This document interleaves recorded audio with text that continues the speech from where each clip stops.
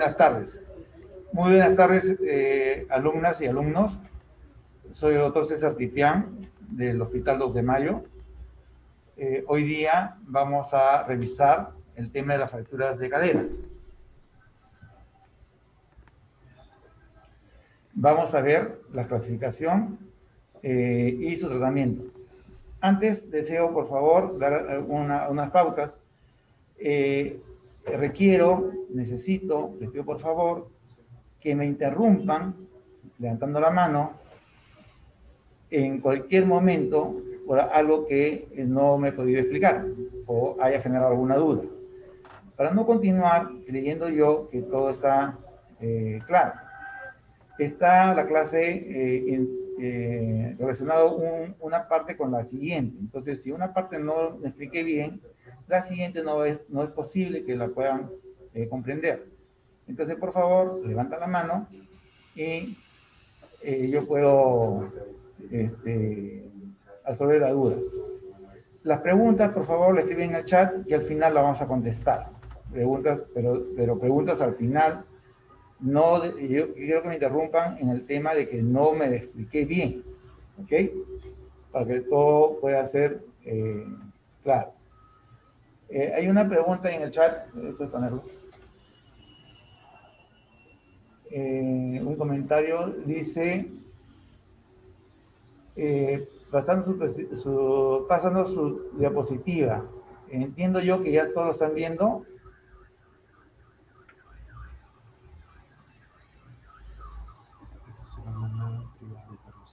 Ah, ya. Ya, entonces no, es Xiomara Pineda, entonces ya no hay problema, ¿verdad? Ya están viendo todos la diapositiva. Bien, entonces, en cuanto levantan la mano, yo voy a parar y contestar la pregunta en este momento.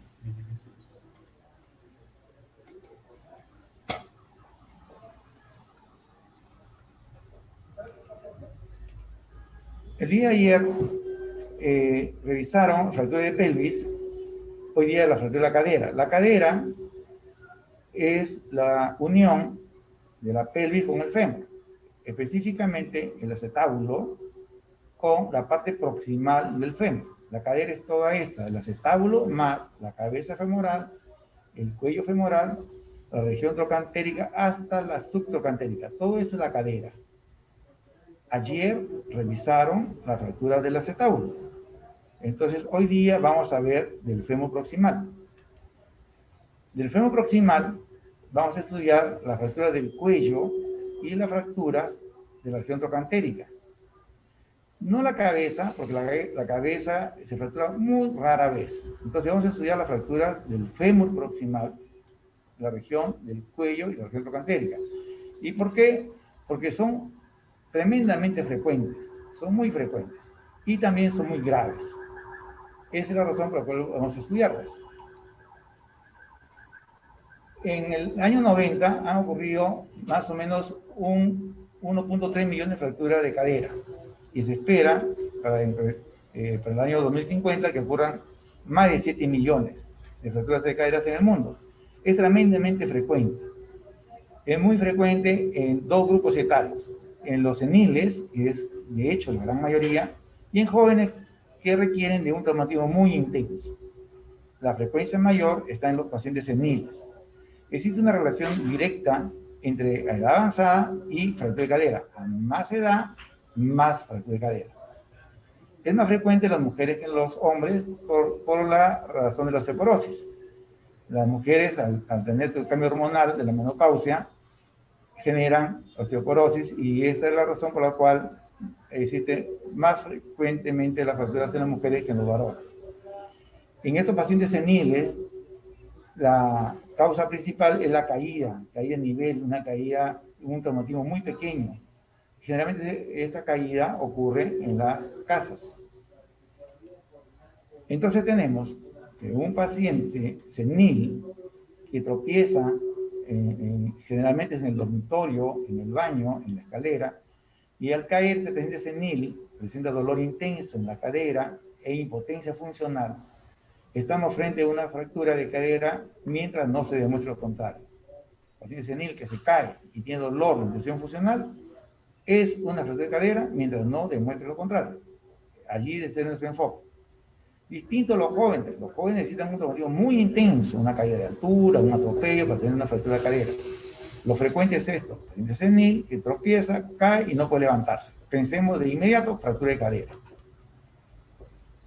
La morbilidad es bastante grande. Solo la mitad de los pacientes que se fracturaron vuelven a caminar igual que antes de la fractura. Solo la mitad. Y 10 a 15% no puede recuperar su capacidad de caminar fuera del hogar. Se quedan como personas que solamente caminan dentro del domicilio. Y aquel que camina solo dentro del domicilio se llama no deambulador. Entonces son pacientes que quedan limitados. Tenemos complicaciones por estas fracturas, complicaciones ortopédicas, o sea, dependientes de la fractura, que son la consolidación viciosa, es decir, consolidan fuera de la posición normal, ¿no? Consolidan chueco, por entendernos, consolidación viciosa. Complican con pseudoartrosis, es decir, que no consolidan, pseudoartrosis no consolidan. Pueden complicar con necrosis avascular, pueden complicar con disminución de rangos articulares, es decir, tienen una alta morbilidad. Sin embargo, las complicaciones generales es lo más preocupante, porque estas complicaciones generales son fundamentalmente infecciones respiratorias como neumonías. También pueden complicarse con úlcera de presión porque están postrados.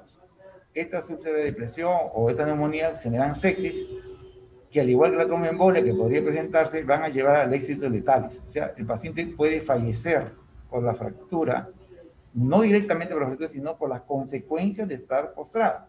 Una fractura postra al paciente, y si es senil, puede tener estas tres complicaciones: neumonía, úlcera de presión, tromboembolia, que lo lleva a la muerte. Entonces, por esto es tan importante que sepamos reconocer a la fractura de cadera y cómo debemos tratarla. La mortalidad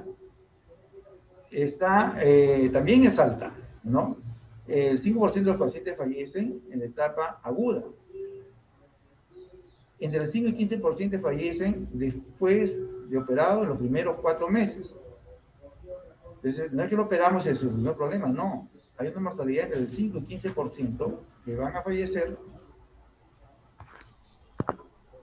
antes de los 4 meses de la intervención quirúrgica. Y antes de cumplir el año, fallecen del 15 al 25%. Después del año, ya la mortalidad se equipara con los pacientes que no se fracturaron. O sea, durante el primer año la mortalidad es mayor. ¿Y qué pasa con los que no se operaron? Van a fallecer en un alrededor del 65%. Entonces, el operarlo tiene mortalidad, por supuesto. Pero el no operarlo, la mortalidad es muchísimo mayor. Por eso es que tenemos que operarlo. La fractura hemos dicho que conlleva a la postración del paciente. El paciente está postrado y esto conlleva a la posibilidad de neumonías, úlcera de presión, ¿no? Infección, sepsis o también tromboembolia y fallece el paciente.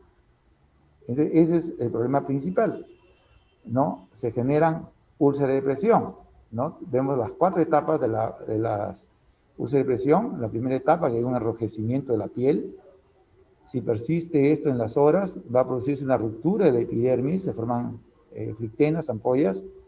Si continúa, vamos a tener la etapa 3, que es una ya visión de los planos profundos, de la parte muscular, tendinosa.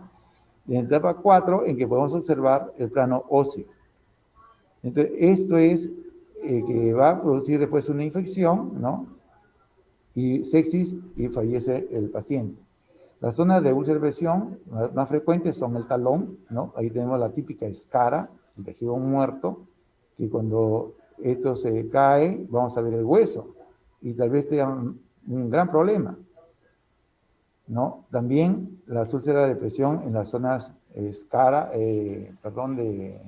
sacro, de coxis, y esto también es lo que causa, pues, el fallecimiento del paciente, al igual como las complicaciones de neumonía, complicaciones pulmonares. Por esta razón tenemos que evitar que el paciente esté postrado, ¿no? Entonces, ¿por qué tenemos que operarlos? ¿Para qué? Para estabilizar la fractura, y estabilizando la fractura ya no le duele. Al fijarse la fractura ya no le duele, como le ponemos una férula de yeso, ya no debe doler. Entonces, si ya no le duele, el paciente puede alimentarse mejor, ¿no? Puede moverse y con esto mejora su estado general.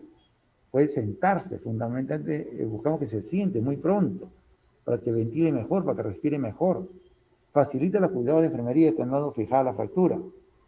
De hecho, disminuye el tiempo de hospitalización, ¿no? Cuanto más pronto se opere, menos tiempo de hospitalización.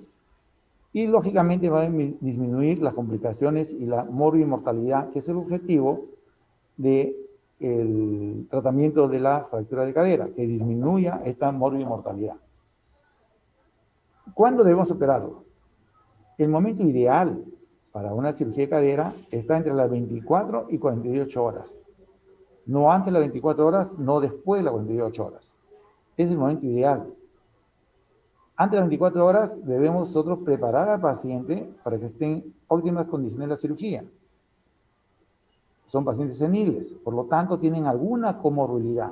Son hipertensos, diabéticos, tienen alguna comorbilidad que debemos corregirla en 24 horas porque al día siguiente, entre las 24 y 48, debemos de intervenirlo. Después de las 48 horas, cuanto más nos demoremos, mayor va a ser la morbimortalidad. Cada día que pase, aumenta la morbimortalidad. Entonces, la cirugía tiene como objetivo principal salvar la vida del paciente, ¿no? Aunque puedan presentarse complicaciones. El objetivo de la cirugía no es que salga caminando, es que no se muera, que no esté postrado, que se movilice pronto. ¿Ok? Entonces al día siguiente de la cirugía, la paciente está sentada. Ya puede ser sus ejercicios respiratorios, puede movilizar las extremidades y así evitar pues, el tromboembolismo, ¿no? Entonces la idea es evitar la postración. Bien. Quisiera revisar el chat para ver si hay alguna pregunta. ¿El chat?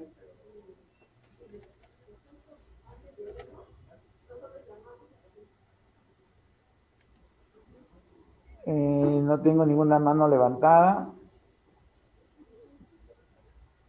Ok, entiendo que puedo avanzar. ¿Estoy correcto, doctor Delgado? ¿No hay mano levantada? ¿No veo manos levantadas?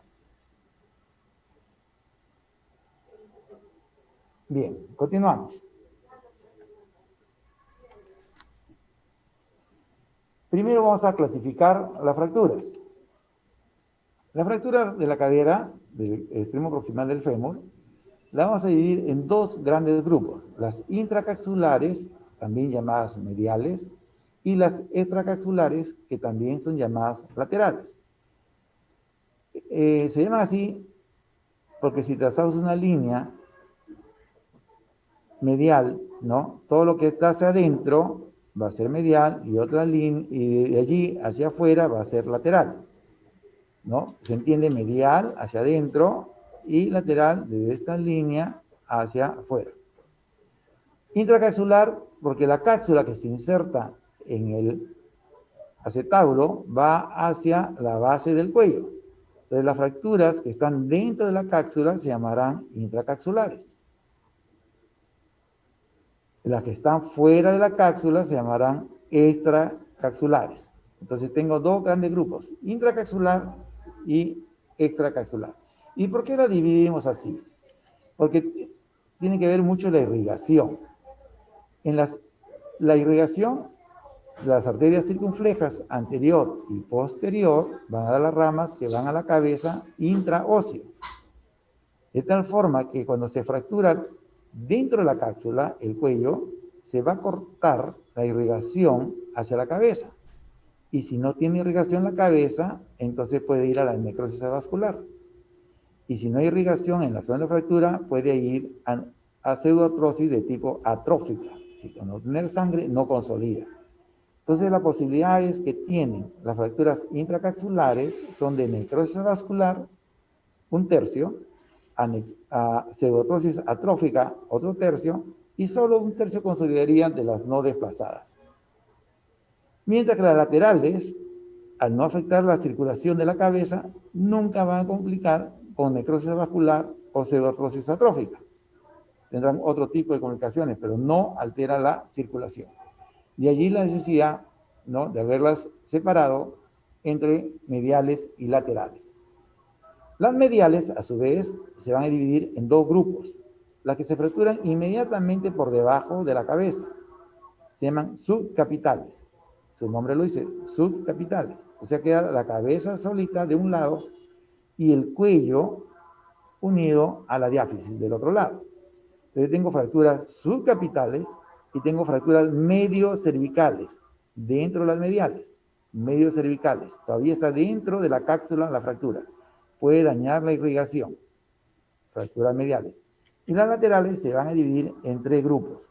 Las bases cervicales, en la base del cuello, que no va a interrumpir la irrigación que va hacia la cabeza a través del cuello. Las transtrocantéricas y las subtrocantéricas. De laterales tenemos entonces tres bases cervicales, transtrocantéricas y subtrocantéricas. Mientras que las mediales son dos, las subcapitales y las medio cervicales. Bien, entonces tenemos que las mediales y laterales van a tener diferenciación.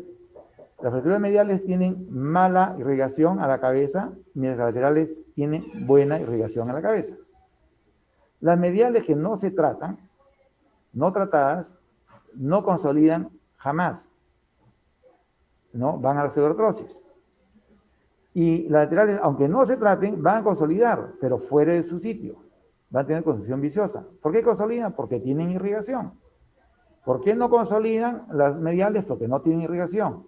O sea, no tratadas, nunca consolidan las mediales. Y las laterales sí consolidan, pero fuera de lugar. Consolidan en posición viciosa. Las mediales tienen un alto porcentaje de necrosis avascular, de necrosis aséptica, en el 33%, independiente de la cirugía. Porque se ha seccionado las arterias que irrigan la cabeza. Mientras que las laterales, la necrosis aséptica no se presenta porque no hay compromiso de la irrigación. Estas son grandes diferencias entre los dos tipos de fracturas. Bien, veamos ahora el diagnóstico de la fractura de cadera en general, de ambas, sean mediales o laterales. Y lo hacemos mediante la clínica y las imágenes. La clínica va a ser dolor, sobre todo en la región inguinal, en la cadera.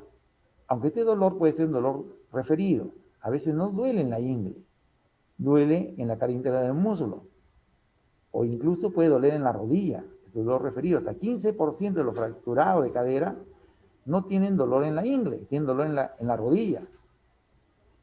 ¿No? Entonces se nos puede engañar, el paciente dice, me duele la rodilla, y le duele la rodilla, pero es dolor referido.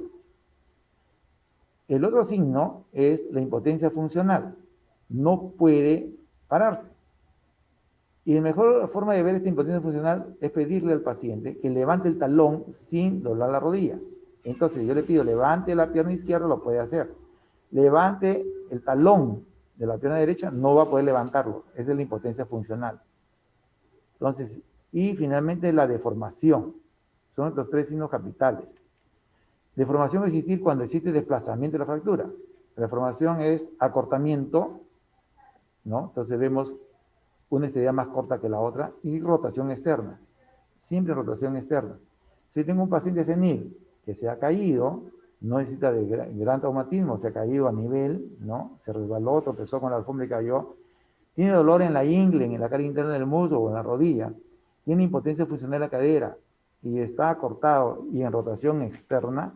Este paciente tiene una fractura de cadera casi segura, 99%, ¿no? Hay que pensar en fractura de cadera, clínicamente.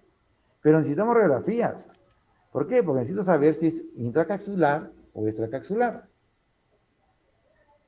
¿No? Entonces es muy importante porque de ahí va a depender el tratamiento.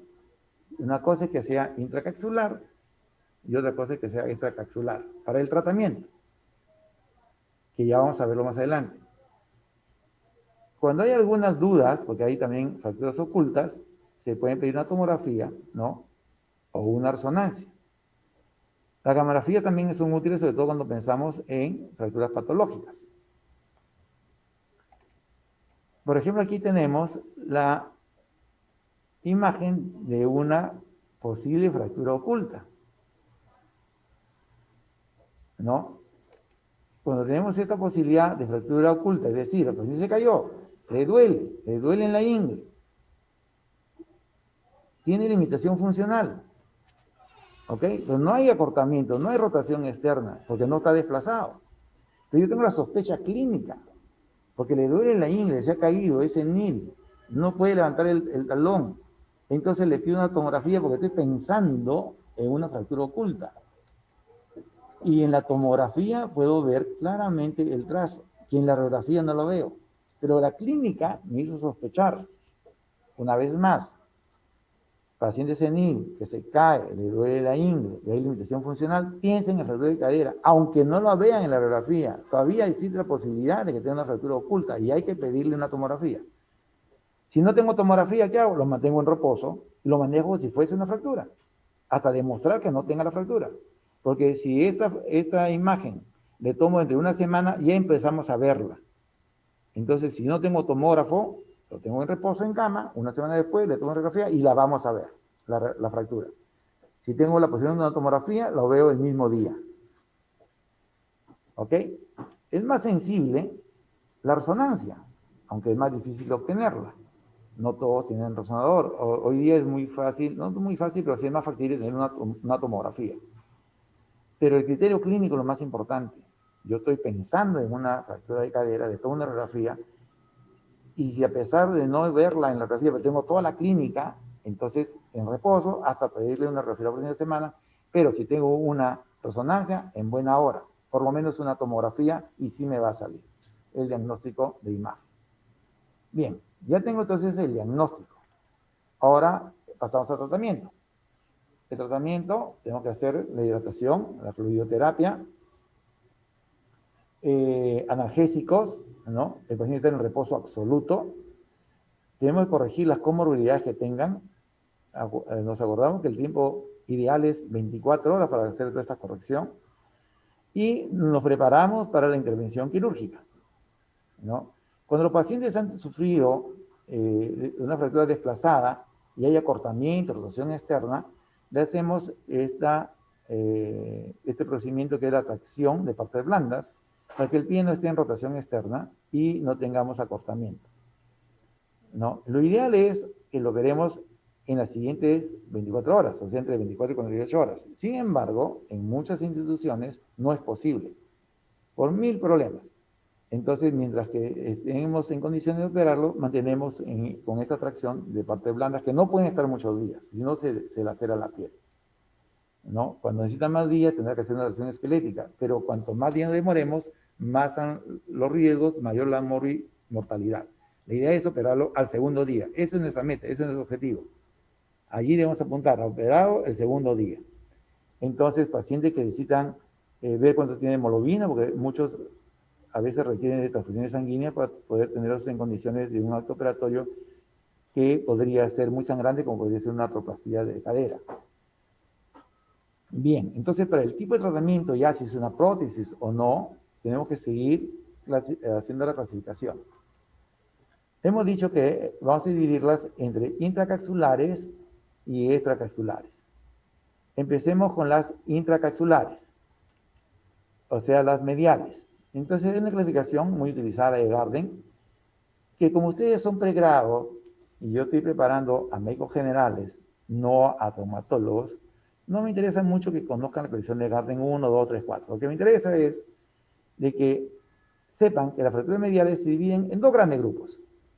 Las no desplazadas, que vendrían a ser la suma de Garden 1 y 2, las no desplazadas, ¿no? Es una fractura que se impactó en valgo, como aquí, o una fractura que no se movió absolutamente nada, son fracturas no desplazadas.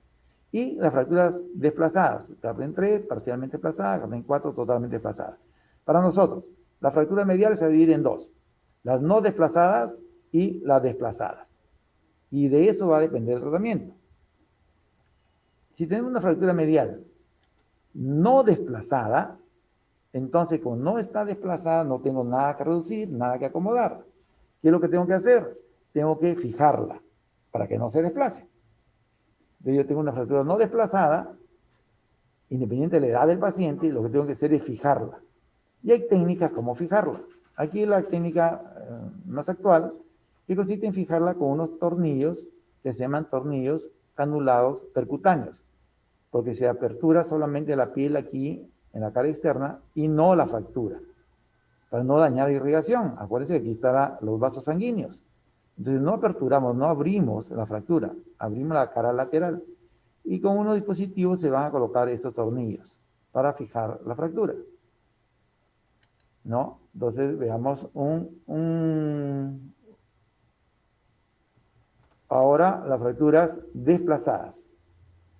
Las fracturas desplazadas va a depender de la edad del paciente. Entonces, fractura medial, primero decimos, ¿desplazada o no desplazada? Si no desplazada, a todos lo fijamos. Si son desplazadas, depende. Depende de lo que voy a hacer, depende de qué, de la edad. Si la edad es menor de 65 años y la fractura medial está desplazada, entonces debo reducirla, acomodarla, y luego debo fijarla en los menores de 65 años. ¿Cómo? Tenemos una fractura desplazada y es menor de 65 años, entonces debo acomodarla, reducirla.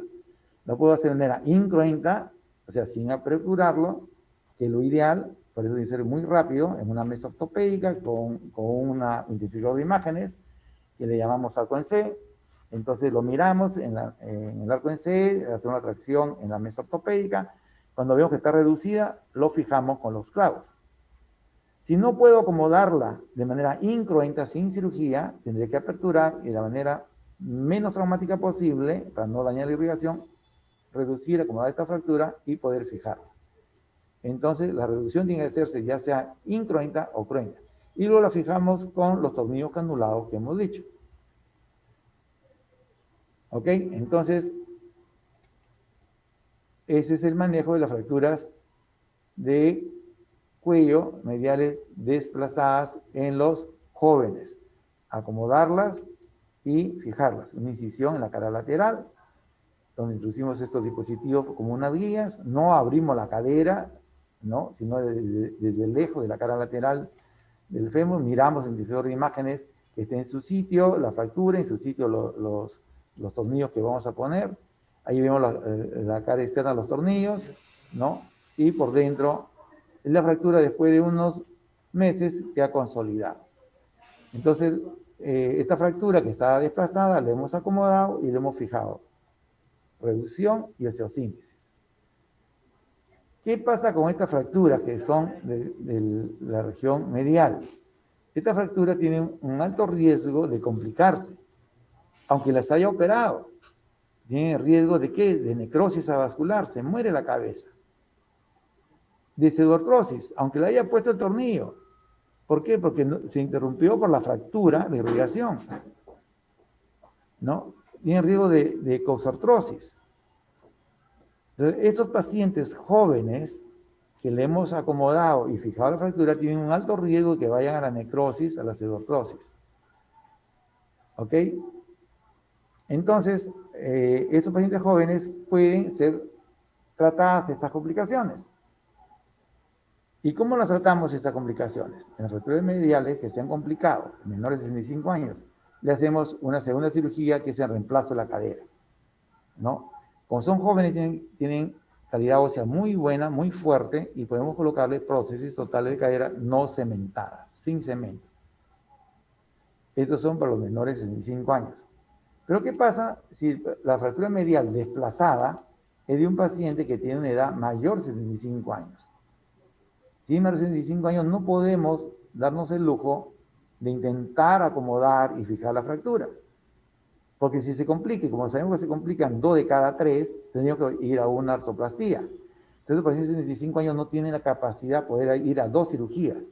Entonces, si tengo una fractura medial desplazada y es mayor de 75 años, la opción es la artroplastía, reemplazar la cadera.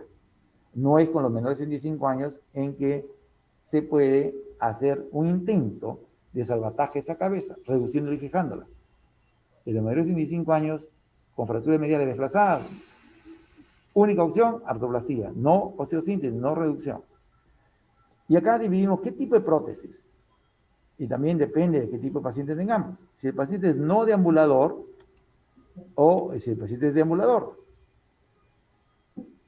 Hemos dicho, no deambulador es aquel paciente que solo camina dentro de su casa, ¿no? Camina muy, muy poco con un andador y no puede caminar en ni una cuadra. Ese es no deambulador. Deambuladores son los que salen a la calle. Pueden caminar 3, 4 cuadras. Bien, si el paciente tiene una fractura medial, está desplazada, tiene más de 25 años, se pone una prótesis. ¿Qué prótesis? Si es no deambulador, la prótesis parcial. Estas prótesis parciales se reemplaza solo la cabeza femoral, no el acetábulo, pues se llama parcial. Parte de la cadera. La cadera tiene dos partes, el acetábulo y la cabeza. La prótesis parcial solo es cambiar la cabeza. Esta prótesis es para los pacientes ancianos, muy ancianos y no deambuladores, solamente para ellos. Porque si es un anciano, 75 años, pero que es deambulador, la indicación es ponerle una prótesis total de cadera. Pero como la calidad ósea no es buena, se hace cementada. En los jóvenes hacíamos no cementada, llámese joven menor de 65 años. Entonces, tenemos menor de 65 años, medial desplazada, debemos intentar la reducción y fijación. Si mayor de 75 años, no intentamos de ninguna manera la reducción, pasamos de frente a prótesis. Si no deambulador, parcial. Si deambulador, total, cementada. Entre 65 y 75 años tenemos un grupo que es difícil decidir por la edad qué le hacemos. Entonces va a depender más que la edad cronológica, la edad biológica. Hay gente de 65 que hace deporte, que juega tenis, ¿no? Entonces está muy fuerte, se maneja como joven. Pero hay 65 que ya no, que son muy sedentarios, tienen mucha comorbilidad, entonces son fumadores, ¿no? Tienen calidad ósea muy mala, entonces ponerle una prótesis. Ahí hay que hacer el análisis de la edad biológica más que cronológica. ¿Qué complicaciones puedo tener con estos pacientes que tienen prótesis? Y la vamos a dividir en complicaciones tempranas y tardías.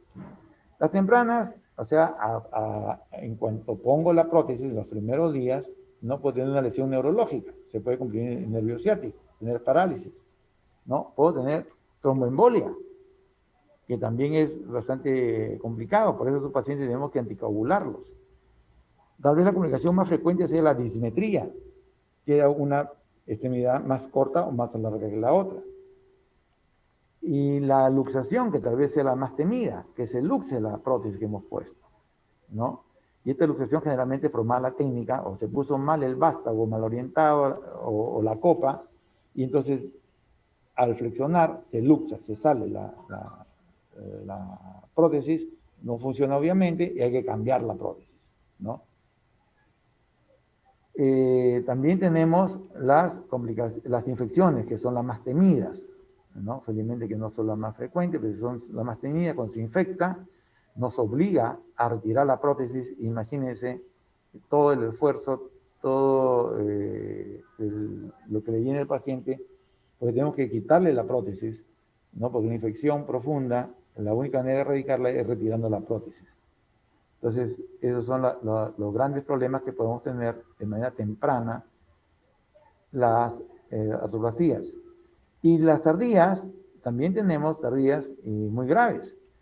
La infección también. La infección puede darse un año después de la cirugía. Está todo el primer año bien y después, el segundo año, desarrolla un tremendo absceso, ¿no? Entonces, es un tema muy, muy grave, la infección. Por eso el cuidado, ¿no? Para poder hacer intervenciones quirúrgicas, el equipo debe estar muy atento a que no podemos contaminar de ninguna manera. Creo que es lo peor que nos podría pasar, que se infecte una prótesis. El aflojamiento se puede dar ya con el tiempo. Las prótesis tienen un tiempo de vida, más o menos 10 años. Entonces se pueden aflojar, ya sea en el vástago, ¿no? o en el acetábulo. Entonces, por eso que no se pueden cambiar muchas prótesis, porque la siguiente prótesis que vamos a usar tenemos que gastar más la cortical. Y entonces tenemos para poner hasta 3 prótesis más, no. Por eso que a los jóvenes no se le puede poner prótesis, no se le debe poner prótesis. Hay que esperar, cuanto más edad, mejor.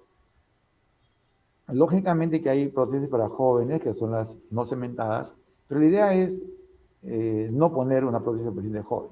Hay que ponerla cuando es indispensable, porque estas se van a aflojar, ¿no? Se pueden también gastar, ¿no? En las prótesis, sobre todo las parciales, ¿no? Que es metal, va horadando al acetábulo. Entonces la prótesis inicialmente estuvo aquí, supongamos, y va gastando el hueso hasta protruirse. Por eso es que las prótesis parciales solamente se ponen a los pacientes no deambuladores, porque si no se va a protruir y va a causarle muchos problemas. Entonces a un deambulador no podemos poner jamás una prótesis parcial, sería una pésima indicación, ¿no? De protrusión. Dentro de las ardillas también tenemos el desgaste. Las prótesis se gastan, así como se gasta cualquier metal, cualquier cuerpo extraño, se va a gastar la prótesis y habría que cambiarla, ¿no? Bien, aquí quiero hacer otro alto, quiero mirar el chat, si tengo preguntas, a ver. No, manos levantadas. Manos levantadas, ¿dónde veo las manos levantadas?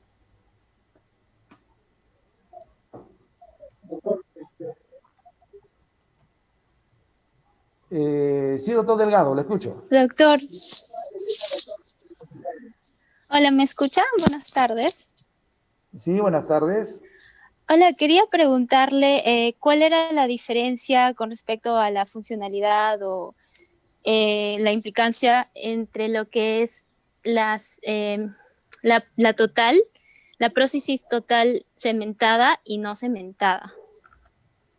Ok, no veo tu nombre, pero quiero revisar. Me llamo Helen. Ya, Helen, mira, ve, la función es exactamente la misma. Los dos van a cumplir la misma función de reemplazar la parte dañada, ¿no? Entonces quiero regresar para mostrarte en... Gordito, aquí. Estamos...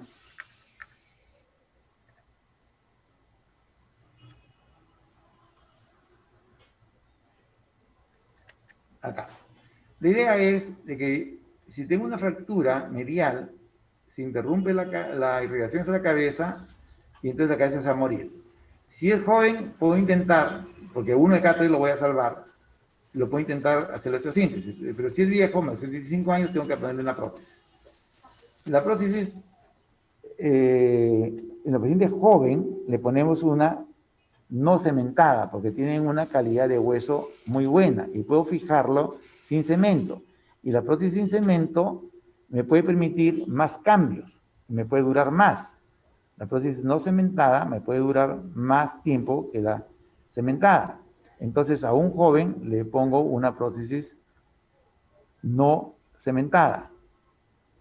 ¿Por qué? Porque como tiene buena calidad de hueso y este entra a presión, lo va a sostener bien a este vástago. Estoy tratando de buscarla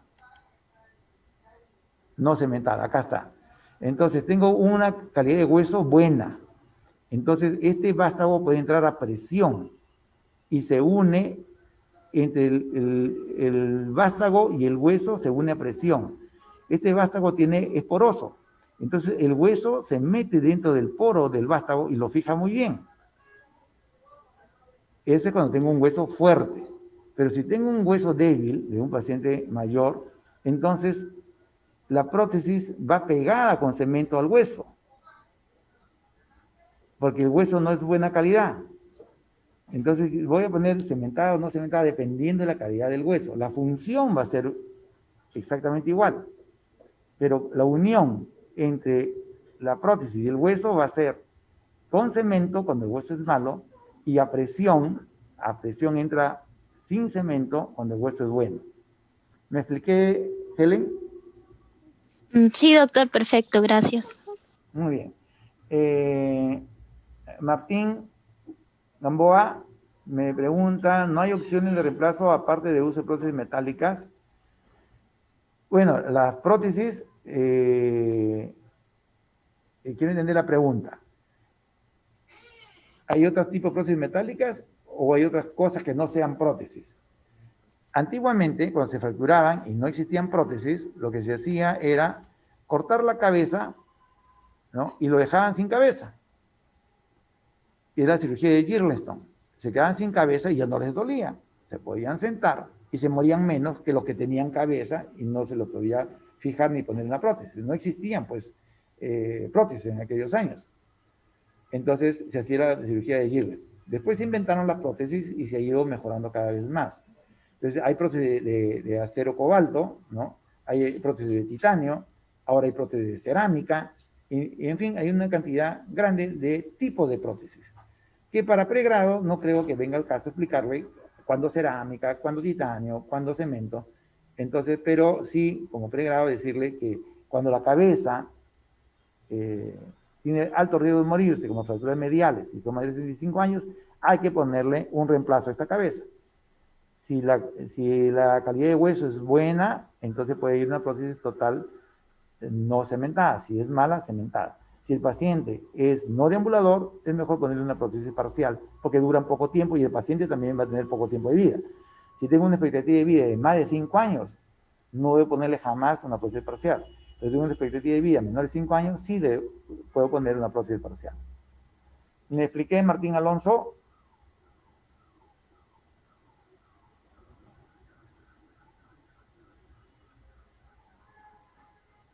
Ok, perfecto. Sí, las cerámicas son el boom ahorita, se usa de determinado tipo de pacientes, son bastante caras, tienen algunos problemas muy, muy serios, el chirrido es uno de ellos, suena como si tuvieras oxidado tu cadera, suena como si fueran dos metales viejos que están friccionando, pero no ese es el tema, ¿ok?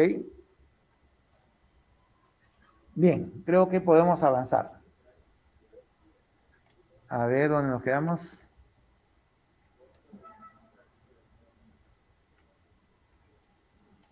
A ver, creo que estoy aquí. Bien, hemos terminado con las mediales. Vamos a las laterales. Así como habíamos visto en las laterales... perdón, voy a checar este acá, ¿no? Ahí, ya. Así como en las mediales habíamos dicho, tenemos... ¿sí? Que ver si están desplazadas o no desplazadas. En las laterales nos fijamos si son estables o son inestables. Boyd y Griffin inventaron una clasificación, de entre muchas que hay, pero para nosotros vamos a quedarnos en esto. La Boyd y Griffin 1 es la estable, mientras las demás son las inestables. Entonces a mí me interesa saber en las fracturas mediales si están desplazadas o no. En las laterales me interesa saber si son estables o no. Estables van a ser cuando tengo un solo trazo, ¿no? Esto es estable. Entonces lo acomodo y ahí no se mueve. Las otras son inestables porque las acomodo y se pueden mover. Entonces lo único que me interesa ahora es saber si la fractura lateral es estable o es inestable. Si es estable, ¿dónde estamos? Si es estable, entonces una fractura estable, lateral, independiente de la edad, lo que voy a hacer es reducirla, ya sea incruenta o cruenta, y luego fijarla, o sea, osteosíntesis, osteo-hueso síntesis unir. Entonces, el tratamiento de una fractura lateral estable es reducirla, si está desplazada, como en este caso, y luego fijarla. ¿Con qué lo fijamos? Lo fijamos generalmente con un sistema de tubo-placa que se llama DHS. Este sistema de tubo-placa va a sostener y va a hacer que la cabeza se comprima, ¿no?, contra el fémur, con este sistema deslizante. Entonces, es un sistema que el tornillo va dentro del hueso y la placa va por fuera. Y va a fijar muy bien estas fracturas estables laterales. ¿Ok? Entonces, fractura, si está desplazada, reducirla y luego fijarla. La reducción puede ser abierta o cerrada, ¿no? Abierta, cruenta, aperturo, acomodo la fractura y la voy a fijar. Incruenta es no aperturo, sino en una mesa de tracción, la hago tracción, rotación, abducción y la reduzco, la acomodo. Una vez acomodada, la voy a fijar. Veamos un caso, tengo una fractura desplazada, ¿ok? Entonces en la mesa ortopédica la tracciono, hago rotación interna, hago abducción, aducción, hasta que logro reducir la fractura. Una vez que veo reducir la fractura, empiezo a fijarla. Y la fijamos con este sistema de placa y tornillo. ¿Ok? Entonces, aquí tengo las grapas. La fractura está reducida y fijada. Son las fracturas laterales estables. ¿Ok? Entonces, estas son la manera de tratarlas a las fracturas de cadera laterales estables. El paciente va a poder deambular rápidamente, con apoyo, son pendientes seniles, laterales, todas pegan, hay que buscar que peguen en su sitio, acomodadas, bien reducidas. ¿Ok? Bien, si tengo una fractura lateral, pero inestable, ¿no? Inestable, o sea, las que tienen más de un trazo, las supraentéricas, si es inestable, como esta, fracturas conminutas, ¿no? Entonces, el sistema de placa y tornillos no funciona bien. Se usa otro sistema. ¿Cuáles son? Los clavos cefalomedulares. Cefalomedulares, porque van de la cabeza, ¿no? Un tornillo que va a fijarlos a un clavo que está dentro del canal medular. Este sistema permite sostener bastante bien a una fractura inestable, ¿no? Conminuta. Tenemos el caso, igual podemos reducirlo de manera incruenta o cruenta, siempre hay que tratar de hacerlo incruenta. Y esto es posible cuando se opera pronto, rápido. Entonces, en la mesa ortopédica traccionamos y es muy fácil acomodarlas. Y luego le pasamos las guías, ¿no? Y los implantes definitivos, ¿no? El tornillo hacia la cabeza y el clavo endomedular. Esto también permite que el paciente pueda, a pesar de tener una fractura inestable, algunos pacientes, ¿no? Que sobre todo como esta paciente que es delgadita, ¿no? Que está caminando ya, ¿no? Está con los puntos a poco de operada, con una fractura de cadera inmovilizándose muy pronto. Hemos dicho que ese no es el objetivo. En este caso se ha podido hacer, pues, una paciente delgadita, ¿no? Una fractura no muy compleja, un muy buen implante nos permite hacerlo. La idea es de que al día siguiente ella esté sentada, esté haciendo sus ejercicios respiratorios, esté sin dolor, alimentándose bien, ¿no? Desde las fracturas laterales inestables se fijan con estos clavos cefalomedulares. Bien, como ejemplo de este tema, ¿no? Son mediales, laterales, inestables, estables, un caso clínico, para terminar, una mujer, 70 años, que es fumadora crónica y sufre caída a nivel, ¿no? Dolor, impotencia funcional, dolor en la ingle izquierda, impotencia funcional, fractura de cadera, le tomamos la radiografía de la cadera y vemos una fractura subcapital. Entonces esta cabeza está condenada a morirse. Es una paciente senil con antecedentes fumador crónicos, su calidad de hueso es muy mala, pero aquí no hay tema tanto, ella es deambuladora, entonces tendría que poner una prótesis total. Fractura subcapital, paciente deambulador, con calidad de hueso mala, prótesis cementada. ¿Ok? Deambulador, prótesis total, calidad de hueso buena, no cementada, mala, cementada. Aquí tenemos mala calidad de hueso, 70 años con fumador crónico, con cemento. La misma paciente, años después, sufrió una caída y ahora viene por dolor, no en la cadera operada, no me duele la cadera operada, me duele la cadera derecha y no puedo caminar bien. Ah, de una fractura de cadera. No, no puede ser, porque cuando me fracturé la otra cadera yo no podía dar un paso. Y ahora sí puedo dar un paso. Pero me duele. Sí estoy limitado, pero sí puedo caminar, ¿no? Con ayuda de un bastón puedo caminar. Entonces debe tener una fractura de cadera. Lo que pasa es que no la veo probablemente. Le pido una tomografía y en la tomografía podemos ver allí, ¿no? El trazo. En otro corte lo podemos ver mucho mejor. Tiene una fractura de cadera. Ah, entonces me van a poner una prótesis igual que la vez pasada. No, porque es una fractura lateral. Y si es una fractura lateral, tengo que fijarla, porque se va a desplazar. Y entonces la fijamos con un implante, ¿no? con un clavo cefalomedular. Y esto consolida perfectamente bien y ella sigue usando sus dos extremidades sin ningún problema. Bien, ¿qué es lo que debemos hacer? Prevenir las fracturas. ¿Y cómo prevenimos las fracturas? Mejoramos la calidad ósea. Esto se logra en base a una buena dieta y ejercicios, pero desde siempre, desde adolescentes, desde jóvenes. No vamos a esperar tener 65 años para querer mejorar nuestra calidad ósea. Ya no, ya perdimos, ¿no?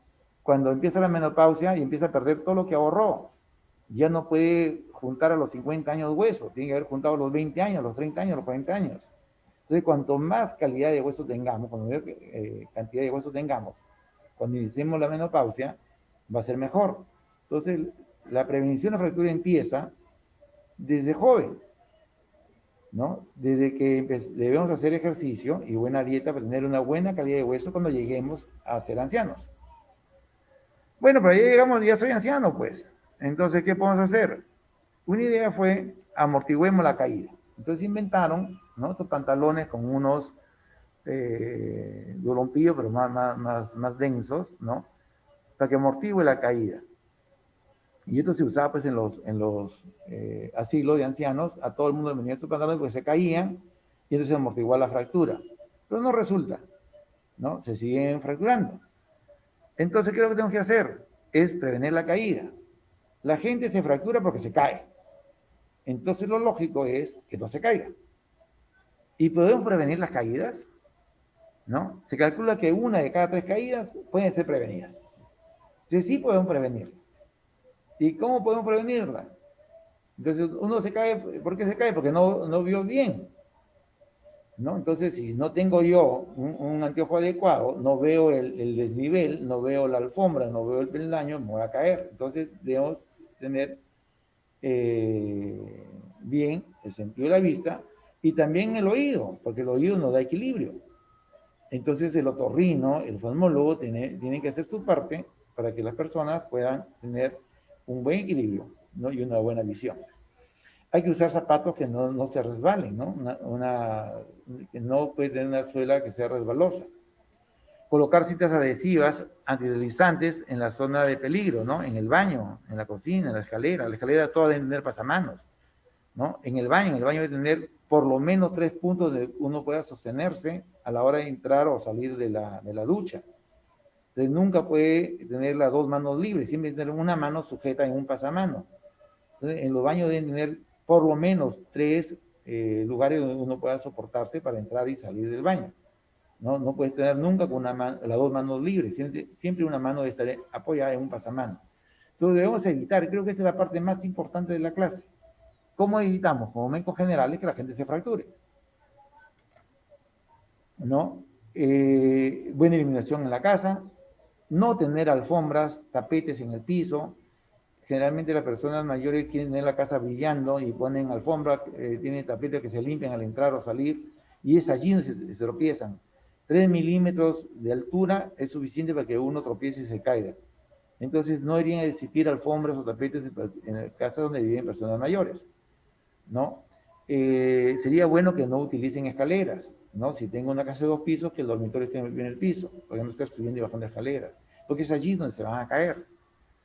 Si es indispensable usar la escalera, bueno, que tenga su cinta antideslizante, tenga sus pasamanos, ¿no? 2 pasamanos para poder evitar que se vayan a tropezar y caer. Tenemos cada vez más mascotas y las mascotas pueden ser lo suficientemente grandes para poder hacer caer al paciente, ¿no? Entonces, cuidado con estas mascotas. Y también aquí algo importante, que aunque sea senil, debo realizar ejercicio, ¿no? Ejercicio de manera regular, porque al hacer ejercicios uno va a mejorar su coordinación y la fuerza muscular y la elasticidad. Bien, ¿qué debemos recordar? Que las fracturas de fémur proximal son muy frecuentes en el adulto mayor y con una alta morbimortalidad.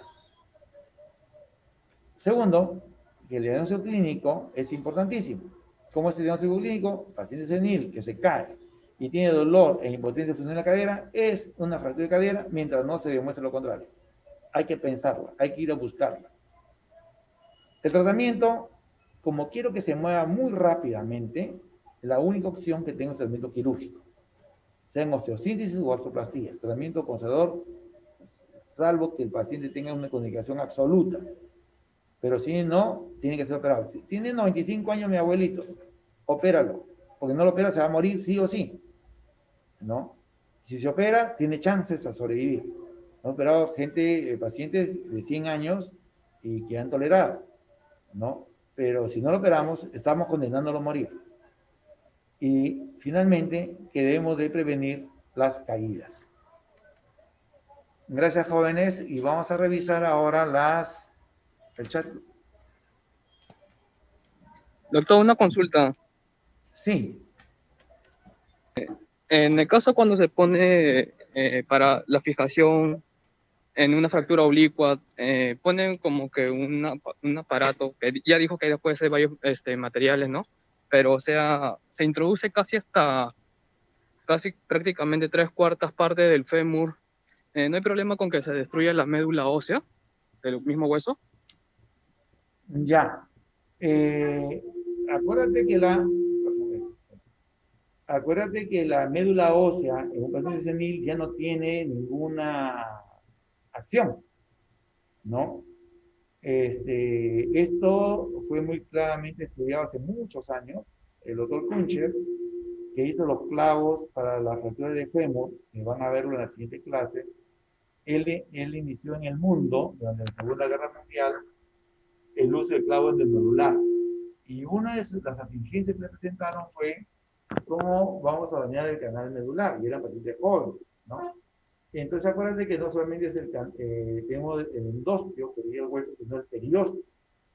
Entonces, en los seniles el endostio no tiene casi función alguna, que no hay ningún problema en ponerle allí un vástago o ponerle cemento. El periósteo es el que va a dar irrigación, no el endostio. O sea, allí no hay problema. Y puede abarcar, cuando tenemos prótesis, lo que he mostrado yo con la prótesis, voy a ponerlo para poder, acá, a ver un ratito, aquí. Primarias, o sea, es la primera vez que le pongo una prótesis, ¿no? Entonces, y son más o menos estándar en esta longitud. Estoy viendo ahí la pregunta de la propia revisión. La propia revisión es si yo tengo esta prótesis y ya se gastó el acetábulo y ya no puedo poner ese tipo de prótesis, o el canal medular o el hueso está muy desgastado, entonces tengo que poner otro tipo de prótesis que son mucho más largas, ¿no? O con implantes que tienen otro tipo de fijación, ¿no? Entonces, la propia revisión son unas prótesis distintas a estas, que son las primarias que por primera vez se pone, pero cuando se va a cambiar la prótesis, le decimos vamos a revisar la prótesis. En realidad es vamos a cambiarla por una prótesis de otros modelos, de otros tipos, para poder reemplazar estas prótesis, ¿no? A eso se refiere la prótesis de revisión. ¿Ok? Y en cuanto al tema de los clavos, ¿dónde están los clavos? Acá. Aquí. Los clavos TFN y PFN, ¿no? En realidad son las iniciales T de trocánter, ¿no? Entonces son estos clavos que se usan para fractura trocantérica, y los TFN son de P de proximal, para sus fracturas más bajas, ¿no? Entonces son un tipo de clavos distintos para depende de qué tipo de fractura. De los PFN son para fracturas más diapiciarias, y los TFN son para más fracturas proximales, ¿no? Félix Eloy, ¿te contesté?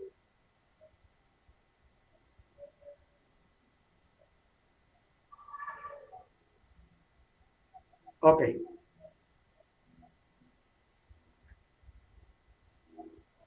A ver, Dolca. En el tratamiento de la fractura medial de menores de 25 años, eso lo incrementa porque me parece una imagen instructiva. Ya. Ok, Dolca, mira, yo dije, si las fracturas están desplazadas, como en todas las fracturas, ustedes ya hicieron el tratamiento de la fractura del húmero, de la muñeca, de la fractura que fuese, todas las fracturas desplazadas, lo primero que hago es reducir, es acomodarlo. Y para acomodarlas hay dos formas y no hay más. No existen más. Una es incruenta, ¿no? Es decir, sin cirugía, sin abrir el foco fractural, y lo voy a acomodar. Uno jala para allá, el otro jala para acá, rota para aquí o para allá. Hago movimientos externos, ¿no? Para acomodar la fractura. Ese es incruento, o maniobras externas. Eso sería lo primero que debo pensar, hacer. Pero si no me es posible acomodar la fractura sin aperturar el foco, tendré que hacer la apertura del foco. Una fractura de una reducción cruenta. Entonces las reducciones pueden ser incruentas o cruentas, depende de varios factores.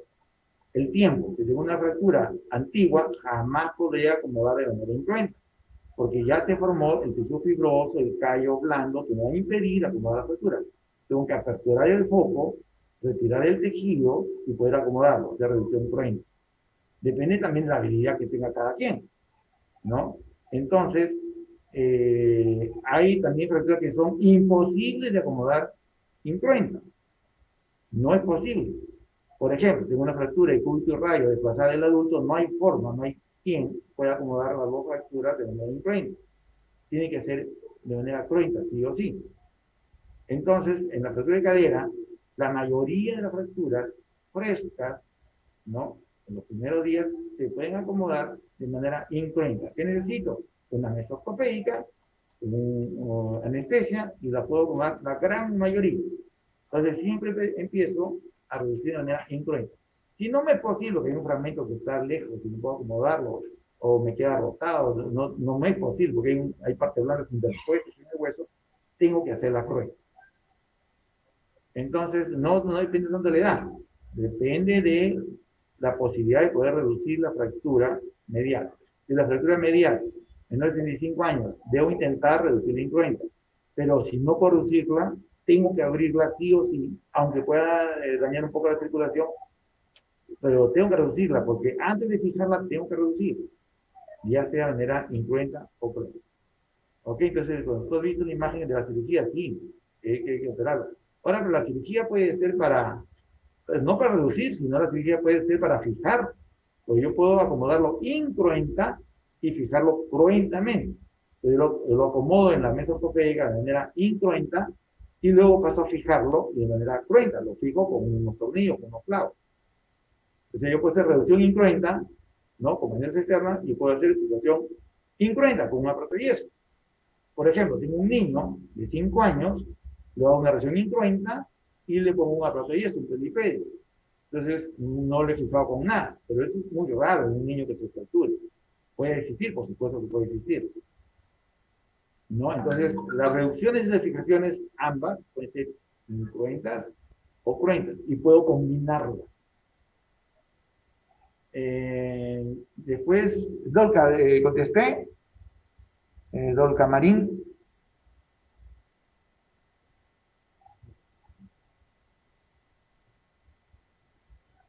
Ok, Dolca. Camila me pregunta, en el paciente se fracturó la lateral, la cadera lateral, ya se fracturó la cadera, un tipo de trazo lateral, y ya tenía una prótesis del otro lado. La fijación que le pusieron se la retiran en cuánto tiempo. Ya, mira, ve, en general, cuando tienes un implante, en general, la idea es retirarlo una vez que cumplió su función, en general. Ahora vamos a ver las particularidades. Si el paciente es anciano, ¿no? ¿Para qué se lo va a quitar? Si no le molesta en lo absoluto. Si tú ves el clavo, mira, ve, aquí está al ras del trocante, o sea, no debe molestar, todo está al ras, todo está dentro del hueso. No tiene por qué molestarlo, entonces no se lo quito nunca. ¿Para qué voy a someterle a una cirugía a un paciente senil en sacarle este implante? Se le deja por el resto de su vida. Muere con él. Pero si es un paciente joven, un paciente de 25 años, sufrió un atropello, una fractura lateral, le hacemos su reducción incruenta o cruenta, lo fijamos con este clavo, sí hay que sacarse. Y se saca alrededor de los 2 años. Si nos vemos, es mejor 2 años, ¿no? ¿Y por qué la sacamos? Porque todavía tiene chance, en los próximos 50, 60 años de vida que le queda, a tener un nuevo accidente. Y si tengo un nuevo accidente con el implante dentro, es bastante complicada la solución, porque tengo que sacarle el implante y ponerle otro. Entonces, el daño con el implante dentro es mayor, cuando se fractura. Entonces la idea es que los implantes hay que sacarlos en los jóvenes porque pueden tener un nuevo traumatismo. Lógicamente, si el implante le molesta, sea joven o viejo, hay que sacarlo. Pero si no molesta, no hay que sacarlo. Los implantes son todos no producen ningún tipo de rechazo, ¿no?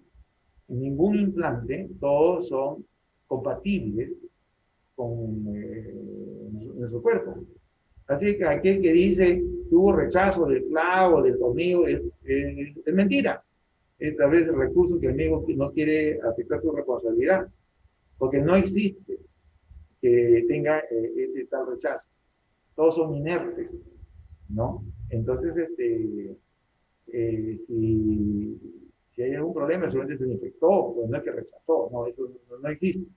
Eso es algo que no es cierto. Si alguien lo dice, está faltando la verdad. No existe el tal rechazo. Entonces, hay que sacarlos, sí, cuando molestan, no cuando son ancianos, cuando no molestan, sí, cuando ya consolidó a los 2 años en el fémur, en la tibia al año, ¿no? Sí, en los niños, porque si yo tengo un niño con un implante, no lo voy a dejar crecer bien. Entonces los niños casi no se usan implantes, ¿no? Camila. Ok, Camila.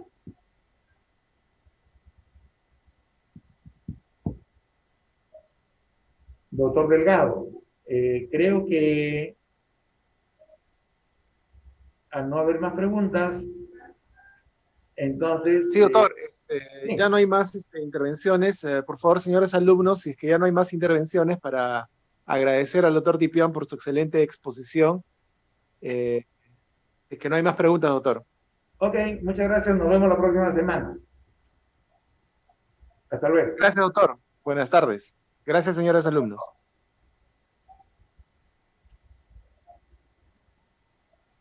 Listo. ¿Ahí o no? ¿Cuándo me he puesto, José?